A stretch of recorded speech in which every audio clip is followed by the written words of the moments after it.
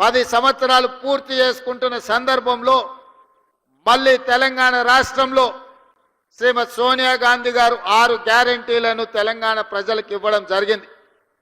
3 తారీఖు నాడు ఫలితాలు రావడం, 7 తారీఖు నాడు అధికారాన్ని చేపట్టడం, డిసెంబర్ 9 తారీఖు నాడు శాసనసభ సమావేశాలను ఏర్పాటు చేసుకొని మొదటి రోజే ఆర్టీసీలో ఆడబిడ్డలకు ఉచిత ప్రయాణం, అదేవిధంగా పేదవాళ్ళ ఆరోగ్యాన్ని వాళ్ళ కాపాడాలని రాజీవ్ ఆరోగ్యశ్రీతో 10 లక్షల రూపాయల ఉచిత వైద్యాన్ని కార్పొరేటు వైద్యం అందించడానికి మొదటి రోజు శాసనసభ సమావేశాలలో మనం నిర్ణయం తీసుకోవడం జరిగింది.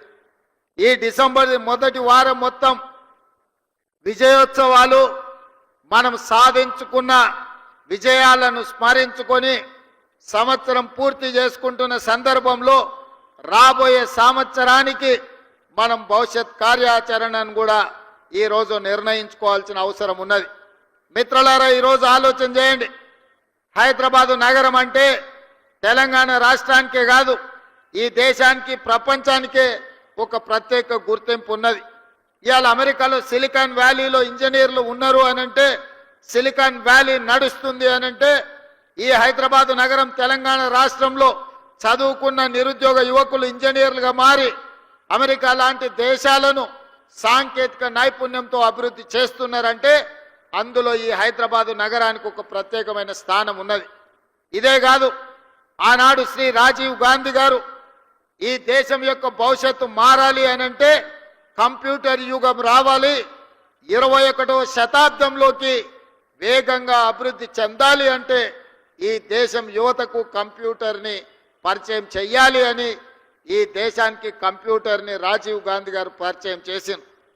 వారి నేపథ్యంలోనే ఆనాటి నేదురుమల్లి జనార్దన్ రెడ్డి ఉమ్మడి రాష్ట్ర ముఖ్యమంత్రి గారు మొట్టమొదట హైటెక్ సిటీకి శిలాఫలకం వేస్తే, ఆ తర్వాత వచ్చిన చంద్రబాబు నాయుడు గారు హైటెక్ సిటీని నిర్మించి ఐటీ కంపెనీలను వారు తీసుకురావడం జరిగింది.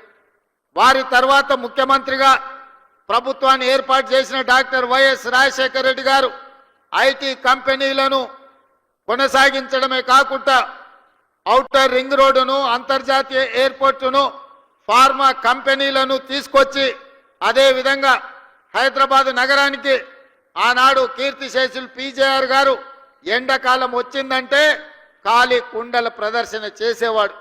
ఈ నగరానికి తాగునీటి సమస్యను శాశ్వతంగా పరిష్కరించాలి అని వారు బతుకున్నంత కాలం పి జనార్దన్ రెడ్డి గారు ఈ నగరంలో పేదల కోసం కొట్లాడి, వారి పోరాట ఫలితం కృష్ణా నుంచి Krishna phase 1, Krishna phase 2, Krishna phase 3 తాగు జలాలను తరలించడమే కాకుండా గోదావరి జలాలని నగరానికి తరలించిన చరిత్ర కాంగ్రెస్ పార్టీ.